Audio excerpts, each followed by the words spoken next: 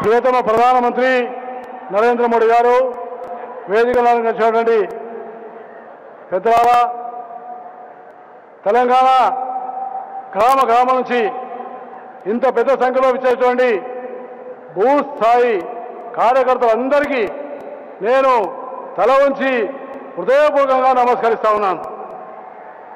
ఈరోజు చాలా తెలంగాణ రాష్ట్రానికి ప్రధానమంత్రి నరేంద్ర మోడీ గారు మొట్టమొదటి సవరం ఈరోజు గజ్వేల్లో 17,000 కోట్ల రూపాయలకు ఉన్నటువంటి ఒక ముఖ్యమైన ప్రాజెక్టులకి శంకుస్థాపన చేసి తెలంగాణ అభివృద్ధికి కేంద్రం సంపూర్ణంగా నిలబడదని నేనే కాదు 5 కేంద్ర మంత్రులు పంచ పాండవుల్లాగా మొట్టమొదటిసారి దేశంలో ఒక వేదిక మీదకి వచ్చింది ఒక తెలంగాణలో మాత్రమే అని నేను మీకు హృదయపూర్వకంగా మనం చేస్తా ఉన్నాను.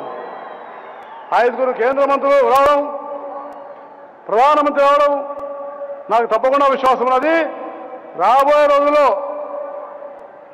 ఈ గడ్డ నుంచే ప్రధానమంత్రి నరేంద్ర మోడీ గారు శంఖారావం చేసి ఆయన ప్రధానమంత్రి అయ్యాడు. నాకు సంపూర్ణమైన నమ్మకం ఉంది.